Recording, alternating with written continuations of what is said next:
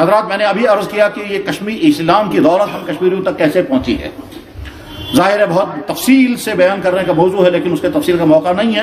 اختصار کے ساتھ اتنا سمجھیں کہ محمد رسول اللہ نے یہ دین صحابہ کرام کے حوالے کیا. صحابہ کرام نے ملکوں میں اسلام کو پھیلایا. اس وقت انہوں نے مکہ اور مدینہ جیسی مقدس جگہیں چھوڑ دی اور جہاں تک جا سکے وہاں تک صحابہ پھیلتے گئے اور اسلام پھیلتا گیا. چنانچہ صحابہ 1,00,000 سے زیادہ بڑی تعداد میں تھے، لیکن مکہ اور مدینہ کی زمین میں صرف 10,000 صحابہ دفن ہیں، باقی تمام ملکوں میں پھیل گئے.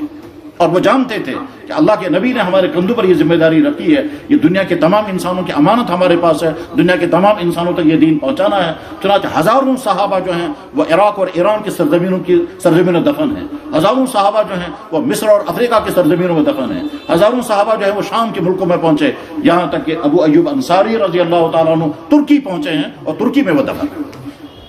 ظاہر ہے ان کو بھی شوق رہا ہوگا کہ ہم مدینے کی سرزمین میں دفن ہو جاتے، مگر اسلام کو پھیلانے کے جذبے کے ساتھ وہ نکلے اور ترکی میں جا کر کے دفن ہو گئے.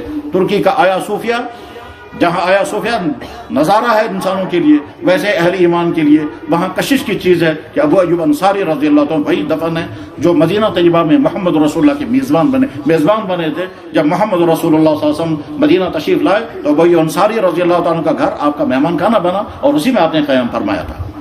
صحابہ کے بعد تابعین کا زمانہ آ گیا، تابعین کے بعد طبع تابعین کا زمانہ آ گیا. اس کے بعد پھر تاریخ کے دو رخ الگ الگ ہو گئے. علمی اعتبار سے اسلام آگے چلا، علمی اعتبار سے محدثین، فقہا، متکلمین اور اولیاء کے ذریعے سے، اور سیاسی اعتبار سے اسلام آگے چلا حکمرانوں کے ذریعے سے. پھر وہ بنو امیہ کے حکمران بھی تھے اور بنو عباسیہ کے حکمران بھی تھے، اس میں کچھ ظالم بھی تھے، کچھ انصاف پرور بھی تھے. علمی اعتبار سے اسلام آگے چلا ہے اہل علم کے ذریعے سے، اور اہل علم میں بہت بڑی تعداد مفسرین کی، بہت بڑی تعداد محدثین کی، بہت بڑی تعداد فقہا کی، بہت بڑی تعداد متکلمین کی. اسلام آگے چلا علمی اعتبار سے، اور سیاسی اور ملکی اعتبار سے کہیں حکمرانوں کے ذریعے سے اور کہیں اولیاء کے ذریعے سے اور کہیں دوسرے واسطوں سے اسلام آگے بڑھتا گیا، یہاں تک کہ اسلام کا یہ نور بر صغیر میں داخل ہوا. بر صغیر میں اسلام کس طرح سے آیا ہے، محمد ابن قاسم ملتان تک کیسے پہنچے اور کراچی میں انہیں اسلام کا جھنڈا کیسے لا رہا ہے، وہ تاریخ میں وہ اس وقت ہمارا موضوع نہیں ہے. ہمارا موضوع یہ ہے کہ کشمیر میں اسلام کی نعمت اور اسلام کی دولت کیسے آئی ہے. حضرات آپ نے بارہا سنا ہوگا، دنیا میں کہا بھی جاتا ہے، لکھا بھی جاتا ہے، بلکہ اتنا زیادہ لکھا گیا کہ لوگوں کو یقین آنے لگا کہ اسلام تلوار سے پھیلا ہے. یہ بات اتنی ہی جھوٹی ہے جیسے اس وقت دن کے 12 بجے یہ بات جھوٹی ہے کہ اس وقت رات ہے. یہ بات اسی طرح سے غلط ہے جیسے یہ بات غلط ہے کہ کوئی آدمی یہ کہے گا کہ دن کے 12 بجے رات کا اندھیرا ہوتا ہے. جیسے یہ بات غلط ہے، بس ٹھیک اسی طرح سے یہ بات بھی غلط ہے، اسلام تلوار سے پھیلا. محمد رسول اللہ نے کس پر تلوار چلائی تھی؟ ابوبکر صدیق عمر فاروق پر کون تلوار چلاتا؟ پوری انسانی تاریخ میں ایک انسان ایسا نہیں ملتا جو یہ کہے گا کہ جناب میں مسلمان نہیں ہونا چاہتا تھا اور انہوں نے مجھ پر تلوار چلائی، میں مجبور ہو کر میں مسلمان بن گیا. یہ اس لیے ناممکن ہے کہ اسلام تو خود ہی کہتا ہے کہ اگر کوئی انسان زبان سے کلمہ پڑھے گا، دل میں اسلام نہیں ہوگا تو وہ مسلمان ہی نہیں ہے. لا اکراہ فی الدین. لیکن بہرحال یہ ایک تفصیلی موضوع ہے. یہ بات کیوں پھیلائی گئی؟ اس لیے کہ اسلام کی حقانیت دنیا میں جب پھیلتی ہے تو لوگوں کو روکنے کے لیے اور کوئی ذریعہ جب نہیں ہوتا تو کہتے ہیں صاحب اسلام تلوار سے پھیلا ہے. ہمیں یہ کہنے کا حق ہے کہ اگر 1000 سال تک ہندوستان پر مسلمانوں نے حکومت کی ہے تو کتنے انسانوں پر تلواریں چلائی گئی اور ان کو مسلمان بنایا گیا. اگر اسلام تلوار سے پھیلتا تو آج تو پورے ملک میں ایک بھی غیر مسلم نہیں ہوتا. مسلمانوں نے حکومتیں چلائی مگر کسی پر کوئی جبرن نہیں ہوا کہ آپ جبرن مسلمان بن سکتے ہیں، کیونکہ جبرن جب اسلام قبول کرایا جائے گا اسلام اس اسلام کو قبول ہی نہیں کرتا. اسلام تو دل سے رضامندی کے ساتھ کلمہ پڑھنے کا نام ہے. جبر کی بنیاد پر اگر کوئی مسلمان بنتا ہے تو ہرگز وہ مسلمان نہیں ہے. اس بات کو اگر ہم تفصیل دعوی کے ساتھ کہنا چاہیں گے تو ہم کہہ سکتے ہیں کشمیر کی تاریخ بتاتی ہے کہ یہاں ایک اللہ کا بندہ آیا تھا عبد الرحمن بلبل، اور یہاں کے بادشاہ کو اس نے اسلام کی دعوت دی، اور مسافر انسان داعی دین بن کر کے اس ملک میں پہنچا ہے. اس کا کوئی سپورٹر نہیں ہے، اس کے پاس کوئی ایمونیشن نہیں ہے، اس کے پاس کوئی فوج نہیں ہے. وہ ایک مسافر انسان ہے اور یہاں کے بادشاہ کے ساتھ اس نے ملاقات کی اور اسلام کی دعوت پیش کی. تو رنگ چند جو اس زمانے کا کشمیر کا حکمران تھا وہ مسلمان بنتا ہے اور اس کا نام صدر الدین پڑ گیا. کشمیر کی تاریخ میں پہلا باقاعدہ مسلمان ہونے کا واقعہ تاریخ میں یہی ملتا ہے. اس کے معنی یہ نہیں ہے کہ اس سے پہلے مسلمان یہاں نہیں آئے ہیں، یقیناً آئے ہوں گے، کچھ لوگ بزنس کرنے آئے ہوں گے، کچھ لوگ گھومنے کے لیے آئے ہوں گے، کچھ دوسرے مقاصد کے لیے بھی آئے ہوں گے، اور ہو سکتا ہے یہاں کہیں کہیں بس بھی گئے ہوں گے، مجھے اس سے بحث نہیں ہے اس وقت، کہ تاریخ کا موضوع ہے، اور جہاں کشمیر کی تاریخ کے بعد بڑے ماہرین نے اس پر بڑی تفصیل کے ساتھ ڈسکس کیا ہے، مگر وہ ٹاپک ہمارا نہیں ہے۔ باقاعدہ جس شخص نے کشمیر میں اسلام قبول کیا ہے وہ بادشاہ تھا، تو ہم سوال یہ کر سکتے ہیں کہ اس بادشاہ پر تلوار کون چلا رہا تھا، اس کو لالچ کس نے دیا تھا؟ جواب ہے ایک مسافر انسان سید شرف الدین عبد الرحمن، جو پہلا داعی اسلام بن کر کشمیر میں آیا، نہ اس کے پاس کوئی دولت تھی جس سے وہ لالچ دیتا، نہ اس کے پاس کوئی تلوار تھی جس سے وہ جبر کرتا، وہ تو دعوت کی بنیاد پر اسلام کی حقانیت کے دلائل دے کر کے اس نے بادشاہ کو اسلام کی دعوت دی، بادشاہ مسلمان ہو گیا۔ یاد رکھنا چاہیے کشمیر کا پہلا باقاعدہ مسلمان صدر الدین، اس کا پہلا نام کیا تھا؟ رنچند۔ اس کا مذہب کیا تھا؟ اس کا مذہب بدھ تھا۔ یہ بدھ کیسے بنا تھا وہ ہمارا ٹاپک نہیں ہے۔ کشمیر میں ہندوازم کتنے عرصے رہا، پھر بدھزم کیسے پھیل گیا، پھر بدھزم کے ساتھ پھر کیا کیا ہوا، یہ تاریخ کا موضوع ہے، ہمارا موضوع وہ نہیں ہے کہ کشمیر میں مذہبی اعتبار سے کب کب کیا کیا ریولیشن آتے رہے ہیں اور کہاں کس طرح سے کنورجن ہوا ہے، ہمیں اس سے بحث نہیں ہے۔ میں تو یہ اتنا بتانا چاہتا ہوں کہ اسلام کی نعمت اور دولت ہم جہاں کشمیر میں داخل ہوئی ہے، ایک اللہ کا بندہ جو چائنا سے آیا تھا، مشرقی ترکستان اسے کہتے تھے، اور یہاں کشمیر میں پہنچے، یہاں کے بادشاہ نے اسلام قبول کیا، اور اس کے بعد عبد الرحمن بلبل یہیں قیام پذیر رہے، اور قیام پذیر رہتے ہوئے وہ اسلام پھیلاتے گئے۔ جو لوگ رضامندی سے کلمہ پڑھتے تھے وہ زبان ہو جاتے تھے، نہ کسی پر کوئی جبر ہوا، نہ کسی پر تلوار چلائی گئی، نہ کسی کو کوئی لالچ دیا گیا، اسلام پیش کیا جاتا تھا۔ عبد الرحمن بلبل کی دعوت پر جو بادشاہ مسلمان بنا تو اس کے دل میں آیا ہوگا کہ میں باقی تمام لوگوں کو جبرن مسلمان بناؤں گا، تو عبد الرحمن بلبل رحمہ اللہ تعالیٰ نے سختی سے منع کر دیا کہ کسی پر جبر کرنے کا حق نہیں ہے، کسی پر دباؤ ڈالنے کا حق نہیں ہے، کسی کو کوئی لالچ نہیں دے سکتے ہیں، دین اسلام پیش کیا جائے گا، جس کو اللہ توفیق عطا فرمائیں گے، جو اس کو سمجھے گا اس کو دین اسلام قبول کرے گا۔ عبد الرحمن بلبل یہیں قیام پذیر رہے، چند سالوں کے اندر اندر ان کی وفات ہو گئی، اور اس کے بعد صدر الدین کی بھی وفات ہو گئی، جو دونوں یہی کشمیر میں دفن ہیں، سری نگر کے شہر جہاں اس کو کہتے ہیں بلبل لنکر، وہیں یہ دونوں بزرگ دفن ہیں، یعنی وہ شخص جس کے ذریعے سے اسلام پہنچا وہ بھی وہیں مدفون ہے، اور وہ شخص جس نے سب سے پہلے اسلام قبول کیا اس کی قبر بھی وہیں بنی۔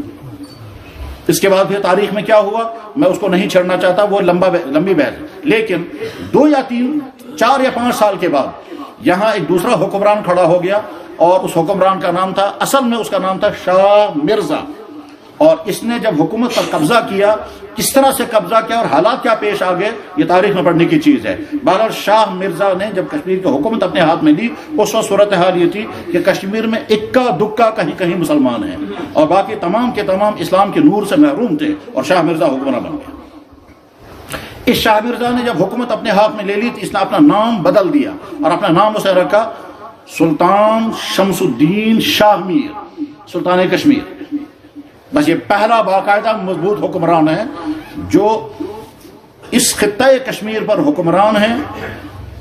اقلیت میں چند افراد ہیں جو حکومت کے ایوانوں میں تھے، وہ مسلمان ہو چکے تھے، اور عوام تمام کی تمام اسلام سے باہر ہیں۔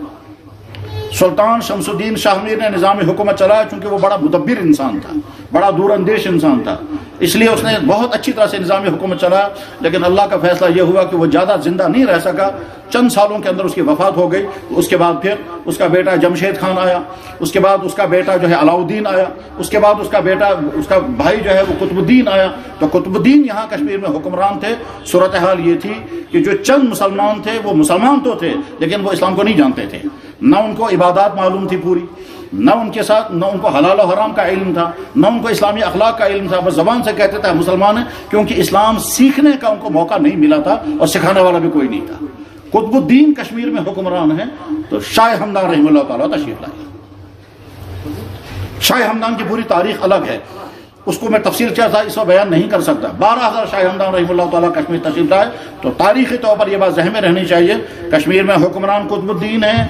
شاہ ہمدان رحمہ اللہ تعالیٰ اپنے خطے سے تشریف لائے، وہ بہت اونچے خاندان کے فرد تھے، ان کے والد بہت بڑے اپنے علاقے کے گورنر بھی تھے، وہ مالی اعتبار سے بڑے خوشحال تھے، دینی اعتبار سے بہت اونچا مقام تھا، روحانی اعتبار سے بہت بڑا مقام تھا، اور اس کے ساتھ ساتھ ہی ایک چیز اور بھی تھی، اور وہی اصل چیز تھی، وہ یہ کہ شاہ ہمدان ابھی پیدا بھی نہیں ہوئے تھے تو ایک بزرگ کے خواب میں جناب رسول اکرم صلی اللہ علیہ وسلم تشریف لائے، اور آپ نے فرمایا فلاں آدمی کے گھر میں بچہ پیدا ہوگا، اس کا نام علی رحمہ۔ شہاب الدین ان کا نام تھا، ان کے گھر میں بچہ پیدا ہوگا، اس کا نام علی رحمہ۔ चुनाचे शाह हमदान पैदा हो गया तो उनका नाम अली रखा गया। उसके बाद शाह हमदान रहमतुल्लाह ताला की तालीम और तरबियत का सिलसिला शुरू हुआ। अलाउद्दीन समनानी रहमतुल्लाह ताला के बाद उन्होंने पढ़ना शुरू किया और उसमें तमाम इस्लामी उलूम जो पढ़ने होते हैं वो सारे पढ़े। मगर एक मरतबा ऐसा एक मरहला वो भी आया कि ख्वाब में हुजूर की ज़ियारत हो गई, फरमाया अली तुम मुकम्मल नहीं बन सकोगे तब तक जब तक फलाने के पास नहीं जाओगे। और वो जो फलाने थे उनका नाम था महमूद मुज़दकानी। इस महमूद मुज़दकानी को भी ख्वाब में जनाब रसूल अकरम सल्लल्लाहु अलैहि वसल्लम तशरीफ लाए, कहा मेरा एक बेटा तुम्हारे पास आएगा, उसकी तरबियत करना। तो उनको भी ख्वाब में बताया गया और इनको भी। उसके बाद फिर महमूद मुज़दकानी के बाद शाह हमदान तशरीफ हाजिर हो गए, तालिब इल्म बनकर, मुरीद बनकर उन्होंने उसकी रूहानी और इल्मी तरबियत की, यहाँ तक कि शाह हमदान आफ्ताब बन गया। अब वो इल्मी एतबार से भी, रूहानी एतबार से भी, अखलाकी एतबार से भी, फिक्री एतबार से भी एक मुकम्मल बल्कि बहुत ज़्यादा मुकम्मल इंसान तैयार होकर उसके बाद फिर उन्होंने कश्मीर का सफ़र किया। और जब कश्मीर तशरीफ लाए हैं तो एक ऐसी शख्सियत थी जो दाई इस्लाम, जो हदीस के भी माहिर, फ़िक़्ह के भी माहिर, रूहानियत के ऊँचे मकाम पर और बहुत दूर अंदेश, यहाँ तक कि सियासी मामला के भी वाकिफ़ थे। वो कश्मीर तशरीफ लाए तो कश्मीर में कुतुबुद्दीन शाह मीरी की हुकूमत चल रही थी और शाह हमदान रहमतुल्लाह ताला का इस्तकबाल हुआ। और उसके बाद फिर शाह हमदान रहमतुल्लाह ताला यहाँ के अवाम के सामने इस्लाम की तालीमात पेश करनी शुरू की। तो सूरत हाल क्या बनी कि अल्लाह का फैसला, शाह हमदान की कुर्बानी और यहाँ के लोगों की खुशकिस्मती, कि शाह हमदान जिस इलाके में गए उसी इलाके के लोग धड़ इस्लाम में दाखिल होना शुरू हो गए। शाम को एक गांव में चले जाते थे, सुबह को सारे मुसलमान हो जाते थे, अगले दिन दूसरे गांव में तशरीफ ले जाते थे, सारे लोग मुसलमान हो जाते थे। 6 महीने हज़रत शाह हमदान ने कश्मीर का दौरा किया और जिस इलाके में गए रजामंदी के साथ जिन लोगों ने चाहा इस्लाम कबूल किया, मुसलमान हो गए। और मुसलमान होने के बाद अब हज़रत शाह हमदान रहमतुल्लाह ताला ने सोचा यहाँ के लोगों ने इस्लाम कबूल कर लिया, जो कुछ बचे हुए लोग हैं वो अपने मजहब पर रहे, हम उनको कोई जबर नहीं करेंगे, हम लोग बस नहीं, लेकिन ये जो ने इस्लाम कबूल किया है इन मुसलमानों की अब दीनी तरबियत होनी चाहिए, इनके पास पूरा इस्लामी इल्म आना चाहिए, मुसलमान के अकीदे क्या होते हैं, मुसलमान के अमाल क्या होते हैं, मुसलमान किन चीज़ों से बचता है, ये सारा समझाने के लिए उन्होंने सोचा कि मैं अपने खित्ते से बहुत सारे लोगों को लाकर यहाँ बसाऊंगा। दीन पर अमल करने के एतबार से कमजोरियां इतनी थी यहाँ कि जब हज़रत शाह हमदान यहाँ कश्मीर तशरीफ लाए तो पहला बादशाह जिसके साथ उनकी मुलाकात हुई, जैसा कि मैंने अभी अर्ज किया, कुतुबुद्दीन थे। कुतुबुद्दीन ने अपने निकाह में 2 सगी बहनें रखी थी। उसे यह भी मालूम नहीं था कि ये कोई इस्लाम में हराम है। तो शाह हमदान रहमतुल्लाह ताला सबसे पहले कहा, भाई तुमने अपने निकाह में 2 बहनें रखी हैं, ये तो इस्लाम में हराम है। उसने कहा, हजरत हमने तो आज तक कभी सुना ही नहीं। जाहिर है उन्हें सुना क्या था, उनके पास अभी ना कुरान भी नहीं आया था, वो कुरान पढ़ना भी नहीं जानते थे, कुरान यहाँ पढ़ाने वाला भी कोई नहीं था। इससे समझा जा सकता है कि दीनी एतबार से, दीनी इल्म के एतबार से और अमल के एतबार से यहाँ के उस वक्त के मुसलमान कितनी पस्त हालत में थे। बहरहाल शाह हमदान रहमतुल्लाह ताला वापस तशरीफ ले गए और बहुत बड़ी खेफ जिसमें उलमा, फुक़हा, तारीख के माहिरीन, लिखने पढ़ने वाले, यहाँ तक इंडस्ट्री के माहिरीन 700 सादात को लेकर के कश्मीर तशरीफ लाए और एक एक आदमी को तय कर दिया, तुम इस इलाके में जिंदगी गुजारोगे, तुम इस इलाके में बसोगे, तुम्हें फला इलाके में काम करना है और अमली तौर पर और इल्मी तौर पर यहाँ के मुसलमानों की दीनी तरबियत करोगे। उसी को तारीख में लिखा जाता है कि शाह हमदान 700 सादात को लेकर के साथ आए थे।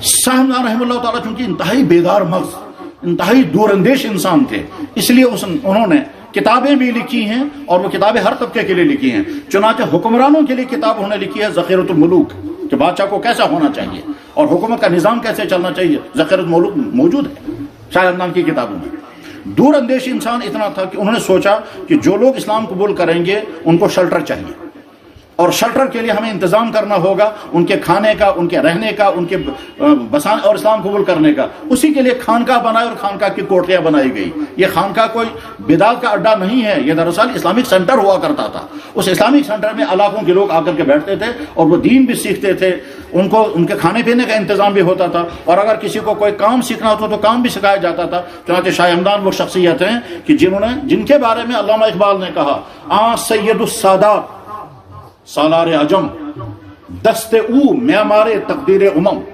वो सैयदों का सरदार और अजम का सालार, जिसके हाथ में कौमों की तकदीर की कुंजियां हैं, मास्टर की उसके पास है। दाद इल्म तहजीब सनअत दीन, कहता वो इल्म भी लाए, दीन भी लाए, इंडस्ट्री भी लाए और सिविलाइजेशन भी लाए। तहजीब भी उन्होंने पहुंचाई यहाँ कि इंसान कपड़े कैसे पहनने चाहिए, शादियां कैसे करनी चाहिए, तहजीब भी, कल्चर भी लाया, दीन भी लाया, इंडस्ट्री भी लाई। कालीन की इंडस्ट्री, पेपरमाशी की इंडस्ट्री, शाल की इंडस्ट्री اور اسی طرح سے تانبے کی انڈسٹری، یہ چاروں پانچوں انڈسٹریاں شاہ ہمدان کے ذریعے سے کشمیر میں آئی ہیں. اس طرح سے کشمیر میں اسلام شاہ ہمدان کے ذریعے سے پھیلا اور پھولا. اس کے معنی ہرگز یہ نہیں، آپ سمجھ رہے ہوں گے کہ شاہ ہمدان کے پہلا شخص نہیں ہے جس کے ذریعے سے کشمیر میں اسلام داخل ہوا. ان سے پہلے عبد الرحمن بلبل رحمہ اللہ تعالیٰ کے دور میں کشمیر میں اسلام داخل ہو چکا تھا. لیکن صورتحال جیسا کہ میں نے عرض کیا، محدود مسلمان تھے، اکثریت اسلام سے محروم تھی. شاہ ہمدان رحمہ اللہ تعالیٰ کے ذریعے سے لوگوں نے دھڑا دھڑ اسلام قبول کیا. کسی پر کوئی ظلم نہیں، کسی پر کوئی جبر نہیں، کسی کو کوئی لالچ نہیں، کسی پر کوئی دباؤ نہیں ڈالا گیا، کسی پر کوئی تلوار نہیں چلائی گئی. شاہ ہمدان رحمہ اللہ تعالیٰ واپس تشریف لے گئے، دوسرا سفر کیا، اس کے بعد پھر ایک تیسرا سفر کیا. اس کے بعد ان کا ارادہ یہ تھا کہ اب ہمیشہ کے لیے میں کشمیر میں رہوں گا، لیکن ایک مرتبہ اپنے علاقے میں جا کر کے اپنے علاقے کے تمام لوگوں سے آخری ملاقات کر کے پھر کشمیر میں ہمیشہ کے لیے رہائش پذیر ہوں گا.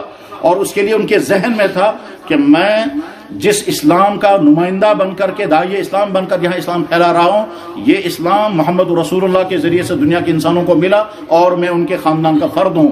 ذہن میں رہنا چاہیے شاہ ہمدان رحمہ اللہ تعالیٰ نجیب الطرفین ہیں. نجیب الطرفین کا مطلب کیا ہوتا ہے کہ جناب رسول اللہ صلی اللہ علیہ وسلم کے ذریعے سے جو خاندان آگے چلا ہے وہ حضرت فاطمہ کے ذریعے چلا ہے. حضرت فاطمہ رضی اللہ تعالیٰ عنہ کے 5 بچے ہوئے تھے. ان 5 بچوں میں مشہور ہیں حسن اور حسین، اور حسن حسینی کے اولاد آگے چلی. شاہ ہمدان رحمہ اللہ تعالیٰ حسنی خاندان کے بھی اور حسینی خاندان کے بھی ہے. یعنی اس کا مطلب یہ ہے کہ ان کا باپ کسی ایک کے ساتھ جڑتا ہے، ماں دوسرے کے ساتھ جڑتی ہے. تو اس کو کہتے ہیں نجیب الطرفین. یعنی بعض سادات دنیا میں ایسے ہیں کہ جو حضرت حسن کے اولاد میں ہیں، حضرت حسین کے ساتھ ان کا تعلق نہیں. بعض سادات دنیا میں ایسے ہیں جن کا تعلق حسین رضی اللہ تعالیٰ کے ساتھ ہے، حضرت حسن کے ساتھ ان کا تعلق. لیکن کچھ سادات دنیا میں ایسے بھی ہیں کہ جو بیک وقت حضرت حسن کے ساتھ بھی جڑتے ہیں، حضرت حسین کے ساتھ بھی جڑتے ہیں.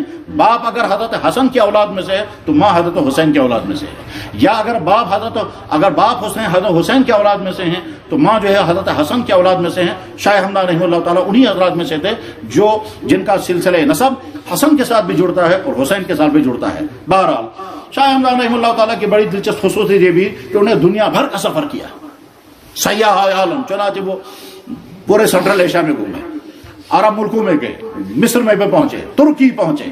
میں ایک مرتبہ مکہ مکرمہ میں تھا، وہاں ترکیوں کے ہاتھ میں اوراد شریف تھی، وہ پڑھ رہے تھے. میں نے کہا آپ لوگوں نے کہاں سے لائی ہے؟ کہنے لگا ہم تو ترکی میں پڑھتے ہیں. انہوں نے کہا کیسے؟ کہا شیخ علی حمدانی، شیخ حمدانی کا وظیفہ. اور انہوں نے مجھے بھی وہ وہاں کا نسخہ دے دیا، وہ میرے پاس موجود ہے.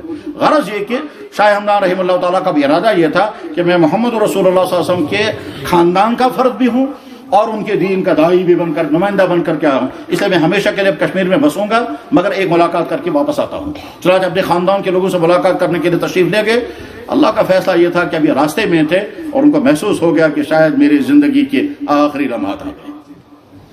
اس وقت ان کا بیٹا تھا محمد، یہ چھوٹی عمر کا نوجوان لڑکا بھی تھا، بلکہ شاید ابھی بالغ بھی نہیں ہوئے تھے. جب شاہ ہمدان کو محسوس ہو گیا کہ مجھے اب دنیا سے شاید رخصت ہونا ہے تو کیا کیا؟ اپنے مریدین کو، اپنے شاگردوں کو، اپنے خاندان والوں کو کہا یہ میرا بیٹا تمہارے حوالے ہے. اس کی جسمانی تربیت، اس کی روحانی تربیت، اس کی علمی تربیت، یہ مکمل تیار ہو کر کے پھر کشمیر جانا چاہیے. چنانچہ محمد حمدانی کی تربیت شروع ہو گئی. ان کے مریدین نے اس کو روحانی تربیت شروع کی، ان کے شاگردوں نے اس کو علم پڑھانا شروع کیا، اور ان کے خاندان والوں نے جسمانی اعتبار سے ان کو سہولیات مہیا کی. یہاں کے 10-12 سال کے عرصے میں جب 22 سال کا محمد حمدانی جوان لڑکا تھا، اب وہ کشمیر داخل ہوا ابا جان کے اس باغ کو دیکھنے کے لیے. اور یہاں کشمیر میں پورا کشمیر ان کے استقبال کے لیے کھڑا ہو گیا. اور محمد حمدانی جب کشمیر میں داخل ہوئے تو نوجوان تھے، انمیرڈ تھے. ذہن میں رہنا چاہیے 22 سال کا نوجوان لڑکا اور تمام علمی اور عملی کمالہ سے آراستہ. 12 میر محمد حمدانی تشریف لائے تو انہیں پورے کشمیر کا جائزہ لیا کہ ابا جان نے جو یہاں اسلام پھیلایا تھا اس میں کہاں کیا کیا کمیاں رہ گئی ہیں اور کیا کیا صورتحال ہے. چنانچہ دلچسپ صورتحال یہ بھی پیش آئی کہ اس وقت جو بادشاہ یہاں تھے، اس بادشاہ کا وزیر اعظم یا 1:30 بجے وہ بادشاہ کے وزیر اعظم ایک نان مسلم تھے، سہبٹ.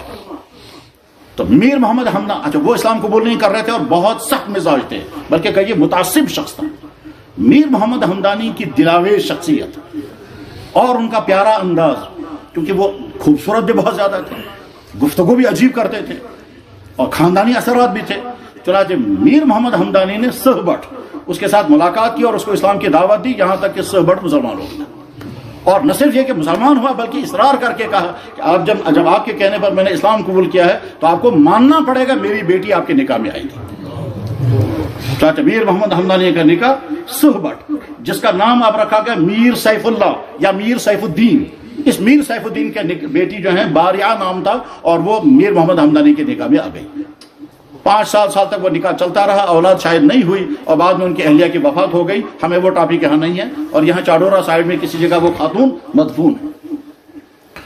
میر محمد حمدانی نے پورے کشمیر کا دورہ کیا، اور جہاں جہاں جو ضرورت تھی وہ ضرورتیں پوری کی. جہاں مثلا خاندان میں کچھ لوگ مسلمان ہو گئے ہیں، کچھ لوگ ابھی نہیں ہوئے، ان سے ملاقات کر کے ان کو اسلام پیش کرتے تھے، وہ بھی مسلمان ہو جاتے تھے. کسی گاؤں میں کچھ لوگ مسلمان ہیں، کچھ لوگ ابھی نہیں ہیں. غرض ہے کہ جہاں جہاں جو مسائل تھے وہ مسائل حل کیے. اور دلچسپ بات یہ ہے کہ جب یہ کشمیر میں پہنچے تو انہوں نے کہا کشمیر کے مسلمانوں کے پاس تو عیدگاہ بھی نہیں ہے، ان کو تو دفن کرنے کے لیے قبرستان بھی نہیں ہے. چنانچہ یہ جو ہمارے یہاں قریب کا عیدگاہ ہے یہ میر محمد حمدانی کا تیار کیا. اور یہ جو کشمیر سری نگر کا وہ مشہور قبرستان ہے ملکہ، یہ بھی میر محمد حمدانی کا تیار کیا ہوا. تو ملکہ بھی انہی کی دین ہے، اور یہ عیدگاہ بھی انہی کی دین ہے، جس کو اب طرح طرح کی انکریجمنٹ ہوئی ہے وہ سب کے سامنے ہے. بہرحال میر محمد حمدانی رحمہ اللہ تعالیٰ کے اس دورے کے نتیجے میں کہ اسلام اچھی طرح سے اور جم گیا اور علاقوں میں پھیل گیا. لیکن اس کے معنی یہ نہیں کہ تمام کے تمام لوگ مسلمان رہے، نہیں، بہت سارے لوگ اپنے پرانے مذہب پر قائم برقرار رہے. وہ اپنے مذہبی کے اعتبار سے کام کرتے رہے، اپنے مذہبوں کے اعتبار سے وہ زندگی گزارتے رہے. ادھر سے یہاں سیاسی دور چل رہا تھا، شاہ میری دور حکومت جس کا تذکرہ بھی چل رہا تھا.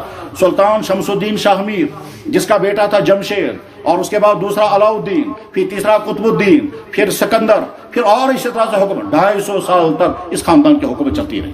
اور اسی خاندان کا ایک فرد ہے سلطان زین العابدین بٹ شاہ، جس نے 51 سال تک کشمیر میں حکومت کی ہے اور عدل و انصاف کے ساتھ حکومت کی ہے. کسی نان مسلم پر کوئی ظلم نہیں. سلطان زین العابدین بٹ شاہ کی ساری سوانح موجود ہے. 51 سال حکومت کرنے کے بعد جب زین العابدین بٹ شاہ اچھا وہ بہت مدبر قسم کا انسان تھا. بڑا تعجب ہوتا ہے جب انسان یہ پڑھتا ہے آج کے زمانے کی حکومتیں ایریگیشن کا ایسا انتظام نہیں کر پاتی ہیں جیسا زین العابدین بٹ شاہ نے اپنے زمانے میں ایریگیشن کا انتظام کیا تھا. اسی ایریگیشن کا ایک نمونہ جو ہے وہ بانڈی پور سے نکلنے والی نہر زنگیر جو علاقے زنگیر والوں کو سیراب کرتی ہے، یہ زین العابدین بٹ شاہ کی نکالی ہوئی نہر. اور وہ بکثرت ولر کے اندر جایا کرتا تھا، کیونکہ ولر میں ایک نظارہ ہوا ہے اس سے طویل عرصہ پہلے ایک نظارہ ہوا ہے. ولر میں ایک شہر آباد تھا، اس شہر میں ہر قسم کے گناہ ہوا کرتے تھے اور بہت ہی زیادہ بدکرداری کی زندگی وہاں چلتی تھی. ظلم بھی ہوتا تھا، استحصال ہوتا تھا، اڈے چلتے تھے اور نہ جانے کیا کیا. تو اللہ کا عذاب اس پر آیا ہے. سندھ مت نگر کے نام سے وہ شہر کتابوں میں لکھا ہوا آتا ہے. وہ سندھ مت نگر کا شہر، اس میں زلزلہ آیا، زمین پھٹی، نیچے سے پانی نکلا اور سارا شہر غرق ہو گیا. تو زین العابدین بٹ شاہ بار بار وہاں جایا کرتے تھے. اور وہاں آج بھی وہاں کوئی جزیرہ اس نے بنایا تھا، زین لاک اسے کہتے ہیں. میں جا تو نہیں سکا وہاں، لیکن تاریخ میں جو کچھ ہم نے پڑھا ہے وہ یہی ہے. بہرحال اس کے بعد پھر دوسرا جو سلسلہ کشمیر میں شروع ہوا کہ شاہ میری دور حکومت میں بڑے بڑے علماء یہاں پیدا ہوئے، بڑے بڑے محدثین پیدا ہوئے، بلکہ ایسے محدث بھی پیدا ہوئے کہ ان کے زمانے میں پوری دنیا کے اندر جو چند ممتاز حدیث کے ماہرین تھے اس میں کشمیر کے لوگ بھی تھے. اسے محدث شمس الدین پال، محدث جوہر نال، محجر عنایت اللہ، محدث یعقوب صرفی، محدث بابا داؤد مشکاتی. یہاں کشمیر سری نگر کے ایک صاحب جو بڑے علمی ذوق رکھنے والے تھے، وہ حج کرنے کے لیے گئے. یہاں کشمیر میں حدیث کی کتابیں نہیں پائی جاتی تھی. مکہ مکرمہ میں انہوں نے ایک آدمی کے پاس کتاب دیکھی مشکات شریف، تو حیران ہو گئے مشکات شریف دیکھ کر کے اس میں ساری حدیثیں جمع ہیں. تو ان سے کہا حضرت یہ کتاب ہمیں دے دو. اس نے کہا کہ صاحب یہ میرے پاس ایک ہی نسخہ ہے، پرنٹنگ کا زمانہ نہیں تھا، تو اسے میں تمہیں کیسے دے سکتا ہوں. انہوں نے کہا حضرت پھر پڑھنے کے لیے دے دیجئے. انہوں نے کہا کوئی حرج نہیں ہے، پڑھنے کے لیے لے لو. چنانچہ داؤد نام کے اس شخص نے ان سے وہ مشکات لے لی اور 1 ہفتے تک پڑھتے رہے. 1 ہفتے کے بعد جا کر کتاب دے دی اور کہا کتاب آپ کے حوالے ہے اور آپ کی ساری کتاب میرے دماغ میں. چنانچہ وہ بابا داؤد مشکاتی کہلاتے ہیں، مشکات شریف کے حافظ تھے جس میں 4-5 ہزار حدیثیں ہیں. بہرحال اس طرح سے یہاں علمی سلسلہ شروع ہوا اور دین پھیلتا گیا. اس کے بعد پھر اس اسلام پر مشکل جو دور آیا ہے وہ مشکل دور سمجھنے کے لیے ہمیں بہت ڈیٹیل میں جانا پڑے گا، لیکن میں شارٹ کرتا ہوں کہ کشمیر کی مسلم تاریخ کے 5 ادوار ہیں. پہلا دور ہے شاہ میری دور حکومت. یہ شاہ میری دور حکومت 250 سال تک رہا. اس شاہ میری دور حکومت کے بعد پھر یہاں شیعوں کی حکومت قائم ہو گئی. چکوں نے شاہ میریوں سے حکومت چھینی اور غازی سالار چک، پھر یعقوب شاہ چک، پھر یوسف شاہ چک اور اس طرح کے مسلم حکمران ہیں. اس میں بڑے مظالم بھی ہوئے ہیں. یہاں وہ مظالم مجھے اس وقت بیان نہیں کرنے ہیں. چکوں کے بعد پھر تیسرا دور شروع ہوا ہے، اس میں مغلوں کا دور آ گیا، اور مغل حکمران جہاں کشمیر میں حکمرانی کرتے تھے انہوں نے یہاں باغات تو بنائے لیکن مسجدیں بھی بنائیں۔ جامع مسجد مغلوں کی تعمیر کی ہوئی، اس سے پہلے بھی تھی اس کے بعد بھی، لیکن ایسا کہیں نہیں ہوا کہ چکوں کے دور میں کسی غیر مسلم پر جبر کیا گیا ہو یا مغلوں کے دور میں کسی غیر مسلم پر جبر کیا گیا ہو مسلمان بنانے کے لیے، ایسا نہیں ہے۔ پھر مغلوں کا دور ختم ہو گیا تو افغانیوں کا دور آ گیا، اور افغانستان سے یہاں کشمیر میں گورنر آیا کرتا تھا، تو یہ چوتھا دور ہے۔ پہلا دور شاہ میری دور حکومت، دوسرا دور جو ہے وہ چکوں کا دور حکومت، تیسرا دور مغلوں کا دور حکومت، چوتھا دور افغانیوں دور حکومت۔ اور افغانیوں کی حکومت یہاں چل رہی تھی تو پنجاب کے سکھوں نے افغانستان والوں کے ساتھ جنگ کی اور کشمیر کو اپنے قبضے میں لیا، اور وہ سکھوں کا دور حکومت ہے، اس میں بے شمار مظالم یہاں ہوئے ہیں، یہاں تک کہ اماموں کو کھڑا کر کے ان کی کھال نکالی جاتی تھی، اور سری نگر کی جامع مسجد میں گھوڑے بھی باندھے گئے۔ بہرحال وہ سکھوں کا دور کچھ عرصے تک چلتا رہا اور مظالم بہت زیادہ ہوئے، لگتا یہ تھا کہ اسلام ختم ہو جائے گا، تشریح کی کوئی سبیل نہیں تھی، ایسے حالات پیدا کر دیے گئے تھے۔ لیکن اس کے بعد پھر تاریخ نے ورق الٹا، اور اس کے بعد پھر انگریزوں نے حملہ کیا کشمیر پر، اور جموں کے ڈوگروں نے ان کا ساتھ دیا، اور جموں کے ڈوگروں نے انگریزوں کا ساتھ دیا، کشمیر سکھوں سے چھین کر کے بعد میں انگریزوں نے یہ کشمیر ڈوگروں کو بیچ دیا، جیسا کہ سب لوگ جانتے ہیں 75 لاکھ روپے میں۔ تو ڈوگروں نے چونکہ مدد دی تھی انگریزوں کو، اس لیے انگریزوں نے یہ کشمیر ڈوگروں کے حوالے کر دیا اور ان سے 75 لاکھ روپے لیے۔ اس کا مطلب یہ ہے کہ یہاں کے انسان بھی بک گئے، یہاں کی زمینیں، یہاں کے باغات، سب کچھ، جس کو علامہ اقبال رحمہ اللہ تعالیٰ نے اپنے ایک شعر میں کہا ہے کہ مجلس اقوام متحدہ کو جا کر کے کہو یہاں پورا ملک بیچا گیا، انسان بھی بیچے گا، اور ایک آدمی کی قیمت 7 روپے تھی۔ بس یہ تو ایک پہلو ہے تاریخ کا۔ اسلام جب کشمیر میں داخل ہوا ہے تو ان مراحل سے گزرتے گزرتے کشمیر میں اسلام اب ہم تک پہنچا ہے۔ حضرات، اسلام علم کے اعتبار سے ہم تک پہنچ چکا ہے۔ ہم نہیں کہہ سکتے یا اللہ ہم مسلمان ہیں، قرآن ہمارے پاس نہیں ہے۔ ہم نہیں کہہ سکتے یا اللہ ہم مسلمان ہیں، حدیث نہیں ہے۔ یا اللہ ہم مسلمان ہیں، ہمارے پاس مسائل بتانے والے عالم نہیں ہیں۔ ہم نہیں کہہ سکتے یا اللہ ہم اسلام پر چلنا چاہتے ہیں لیکن ہم علمی اعتبار سے ہم کو کوئی گائیڈ کرنے والا نہیں ہے۔ اسلام اپنے تمام علوم کے ساتھ ہم کو مل گیا ہے۔ کشمیر کی پچھلی تاریخ میں بہت بڑے بڑے علماء پیدا ہوئے ہیں، لیکن بیچ میں یہ جو مشکل تاریخ آئی ہے خاص طور پر سکھوں کے زمانے اور ڈوگروں کے زمانے میں، اس میں یہاں نہ مدارس رہے، اس میں نہ علماء پیدا ہوئے، اور اگر کوئی عالم پیدا بھی ہوتا تھا وہ یہاں کشمیر میں ٹک نہیں پاتا تھا۔ اس کی مثال جیسے علامہ انور شاہ صاحب رحمۃ اللہ علیہ، ان سے پہلے مفتی صدر الدین آزردہ، مفتی صدر الدین آزردہ کشمیر کے تھے، اور دلی میں مفتی بھی تھے اور قاضی بھی تھے۔ اور بڑی دلچسپ بات یہ ہے کہ سر سید احمد خان جس نے علی گڑھ یونیورسٹی بنائی ہے، اور مولانا محمد قاسم نانوتوی رحمہ اللہ تعالیٰ جس نے دیوبند کا مدرسہ قائم کیا، یہ دونوں شاگرد تھے صدر الدین آزردہ کے، اور بھی اساتذہ تھے ان کے، لیکن چنانچہ سر سید احمد خان نے اپنی کتاب آثار السنادید میں مفتی صدر الدین آزردہ کا تذکرہ بہت وقیع الفاظ میں کیا ہے کہ کتنے عظیم کشمیر کا تھا، اور دلی میں مسلمانوں کے، دلی میں انگریز دور حکومت میں وہ جج بھی تھے، مفتی بھی تھے، نام ہی ان کا مفتی صدر الدین آزردہ۔ کشمیر کی شخصیات پیدا ہوتی تھی مگر یہاں رہ نہیں پاتی تھی یہاں کے مخصوص حالات کی بنا پر۔ بہرحال اب اس وقت آج کا زمانہ جس میں ہم زندگی گزار رہے ہیں، ایک طرف سے ہمیں یہ سمجھنا ہے کہ اسلام کی دولت ہم تک کیسے پہنچی ہے، اور اس کے بعد یہ اسلام کی دولت ہم تک پہنچی ہے تو اب اس میں کوئی کمی باقی نہیں رہی ہے، سارا اسلام ہمارے ہاتھوں میں۔